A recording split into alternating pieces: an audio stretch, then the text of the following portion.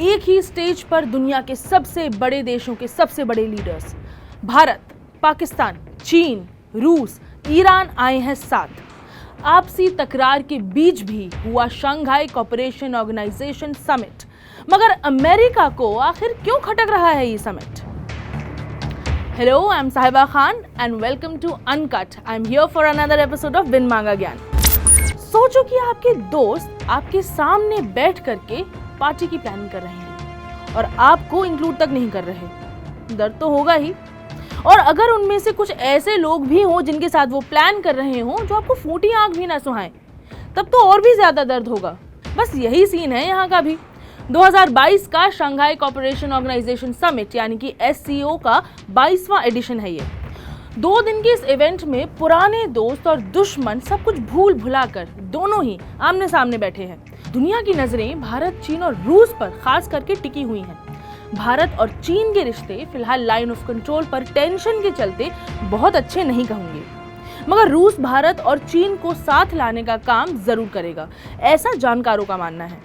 इस समिट के चलते हालांकि सिर्फ दक्षिण एशियाई ही नहीं बल्कि पश्चिम देशों की भी नजर टिकी हुई है।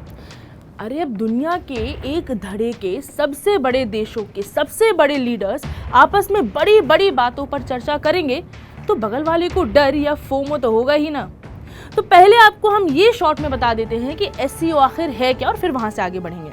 तो 1996 में बना था शंघाई 5, फिर 2001 में उज्बेकिस्तान को शामिल करने के साथ ही शंघाई कोऑपरेशन ऑर्गेनाइजेशन यानी कि SCO बन गया।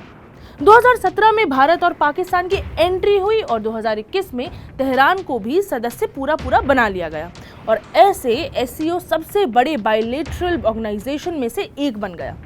SCO दुनिया की टोटल GDP माने सकल घरेलू उत्पाद का लगभग 30% हिस्सेदार है और दुनिया की 40% आबादी भी इन्हीं देशों में है। तो अब जब बेसिक्स आपके क्लियर हो गए हों, फिर हम आगे बढ़ते हैं। इस समिट में प्रधानमंत्री नरेंद्र मोदी के साथ Chinese president Xi Jinping, Russia के प्रेसिडेंट व्लादिमीर पुतिन और पाकिस्तान के PM शहबाज शरीफ मौजूद होंगे।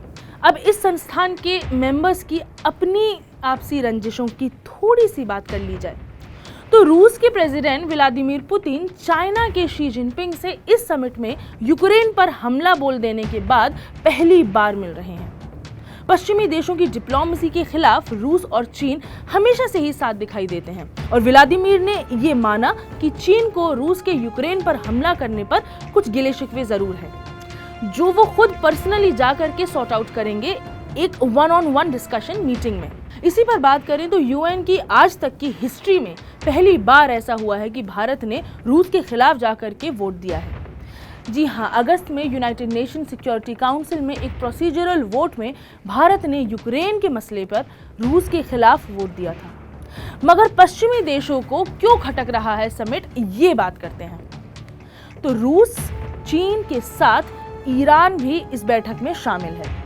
रूस के राष्ट्रपति व्लादिमीर पुतिन, चीन के राष्ट्रपति शी जिनपिंग और ईरान के राष्ट्रपति इब्राहिम रईसी एक ही मंच पर हैं और यही बात अमेरिका को खटक रही है।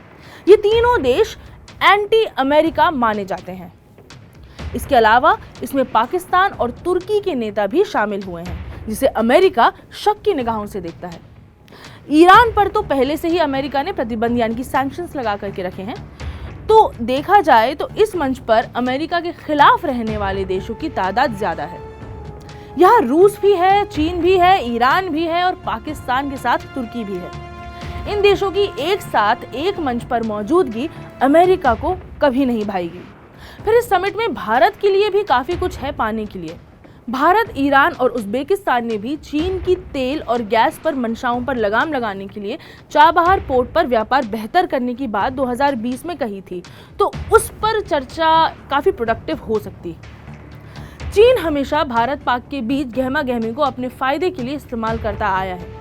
चीन belt and road initiative BRI का भी सटीक तरीके से इस्तेमाल कर रहा है जिसके तहत वो मध्य एशिया यानी सेंट्रल एशिया में अपनी पैठ बना सके। एशिया और यूरोप से सटा ये प्रोजेक्ट चीन ने बहुत ही स्ट्रैटेजिकली लोकेट किया है। फिर पाकिस्तान में चाइना पाकिस्तान इकोनॉमिक कॉरिडोर यानी कि CPEC के चलते भारत को भी अपनी जियो स्ट्रैटेजीज और सिक्योरिटी का भी ख्याल रखना होगा।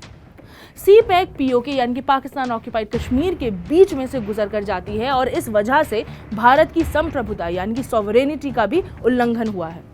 तो इस समय भारत को जरूरत है बाकी मध्य एशियाई देशों के साथ बेहतर रिश्ते कायम करने की, ताकि चीन और पाकिस्तान की जो गुटबंदी है, जो नेक्सस है, उस पर भारत हावी पड़ सके। रूस और यूक्रेन की जंग के चलते भारत के लिए एनर्जी में इन्वेस्ट करना जरूरी हो गया है। इसलिए international north south transport corridor यानी कि INSTC पर फोकस किया जाना चाहिए, जिसके तहत दूसरे देश इंडिया और इंडियन ओशन को समुद्र व्यापार के रूट के लिए इस्तेमाल कर सकते हैं। इसमें होगा भारत का फायदा। तो दोस्तों, ये कुछ चीज़ें हैं, कुछ बातें हैं जो भारत के पक्ष में जा सकती हैं, जिनके बारे में बात करके भारत को फायदा पहुंच सकता है। ये भी देखना होगा कि कैसे ये समिट पुरानी दुश्मनियों को आगे बढ़ाता है या फिर व्यापार, शांति और ड्रग्स पर नियंत्रण के प्रति और करीब लाता है इन देशों को।